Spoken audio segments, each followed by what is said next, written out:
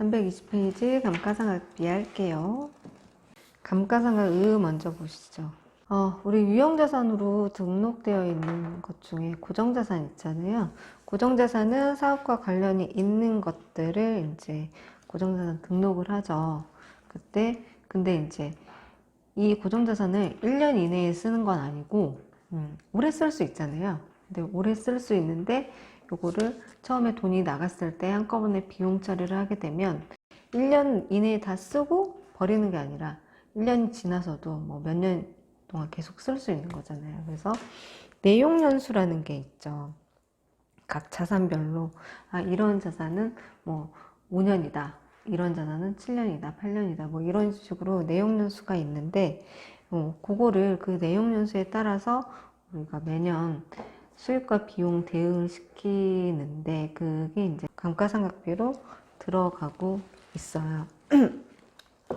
그거를 그 자산의 내용연수 동안 체계적이고 합리적인 방법으로 기간손익에 배분하는 절차를 감가상각이라고 합니다.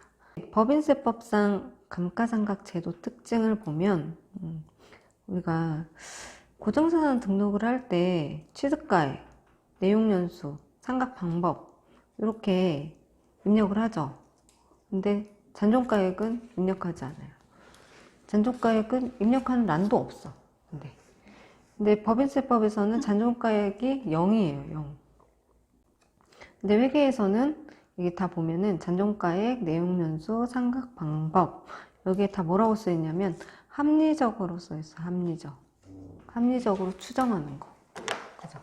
근데 이게 애매모호하죠. 합리적 추정. 사람에 따라서 합리적으로 추정하는 방법이 다 다를 수 있겠죠. 그래서 이제 세법에서는 딱 기준으로 정해놨어요. 잔존가액은 0이고 자산 종류별 업종별로 내용연수는 딱 만들어놨고요. 표로 다 되어 있어요. 그 다음에 상각 방법은 정액법, 정률법, 생산량 비례법이 있는데 우리는 많이 하는 게 정액법하고 정률법입니다. 감가상각비는 결산 조정 항목이죠. 신고 조정을 인정하지 않아요. 예외적으로 신고 조정이 되는 것들이 있는데 그건 이제 나중에 좀 보고요. 일반적으로 우리가 알고 있는 거는 감가상각비는 결산 조정 항목이죠. 결산에 반영하지 않으면 비용으로도 인정해주지 않겠다라고 하는데, 예외가, 우리가 하는 것 중에 예외가 어떤 게 있을 수 있냐면 감면받는 업체들은 신고 조정을 해줘야 돼요. 감가상각 의제로 들어가서 신고 조정을 하는데, 이건 이제 좀 이따 나올 거예요. 근데 지금 제가 미리 얘기를 합니다. 그래서 여기 두 번째 줄에 결산서에 계상하지 아니한 감가상각비는 이를 세무조정을 통해 송금 산입하거나 뭐 경정 청구할 수 없어요. 근데 여기 법인세를 감면 면제받는 법인 중에 감가상각비 의제액은 신고 조정에 의해서 송금에 산입해야 된다라고 돼 있어요. 이유는 법인세를 조정할 수 있기 때문에 그래요. 감면을 받게 되면 공제 같은 경우는 2월이 돼요. 근데 감면은 그 해에 끝나요. 딱 그 해만 할 수가 있거든요. 그러면은 내가 감가상각비를 올해 안 하고 내년으로 2월로 시켜버려요. 내년 이후로. 그러면은 감면 또 받겠죠. 그 해. 그러면 감면이 됐는데 또 감가상각비를 내년으로 2월 시켰으니까 그때 또 법인세를 적게 냈겠죠. 그러니까 이게 이제 법인세를 자기들이 이제 회사들이 조정할 수가 있기 때문에 감면받는 업체들은 결산 조정으로 감가상각비를 넣지 않더라도 신고 조정에 감가상각비를 송금 산입시켜 버려요. 그래서 그거에 대해서 좀 이따 더 자세하게 나올 건데, 이유는 이제 법인세를 조정할 수 있기 때문에 라고 되어 있습니다.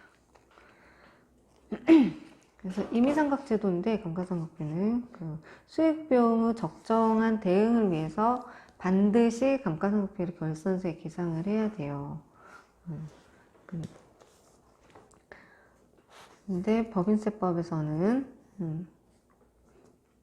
그러니까 기업회계에서는 매년 감가상각비가 들어가줘야 돼요. 근데 법인세법에서는 이게 미상각진액이 0이 될 때까지 감가상각비를 넣을 수가 있어요. 그러니까 회계를 하는 데들은 항상 감가상각비를 그러니까 회계감사 받는 데들은 감사인 지적사항일 수 있거든요. 감가상각비는 그에 넣어줘야 되는데 이거를 이월시키게 되면 감사인들이 얘기하는 것들은 뭐냐면 투자자들, 그 이해관계자들이 손익계산서를 보고 재무상태표를 보고 그에 이 회사가 어떠한 상태인지를 재무지표를 보고 확인을 하잖아요. 근데 이거를 감가상각비를 보통 우리가 이런 예를 들어 차를 샀어요. 차를 샀는데 계속 쓰고 있죠. 5년 동안 감가상각비를 넣을 수가 있는데 이거를 2월시켜서 7년째까지 한다라고 하면 실질적으로 맞지 않죠. 차는 그에 다 타고 이미 소모가 다 되고 있는데 그러니까 이게 회계 쪽에서는 그에 감가상각비를 넣어줘야 되는데 우리 그 세법에서는 잔존가액이 0이 될 때까지 감가상각비를 넣을 수 있어요. 근데 이거를 안 넣었다. 그럼 2월 시켜서 감가상각비를 넣을 수가 있죠.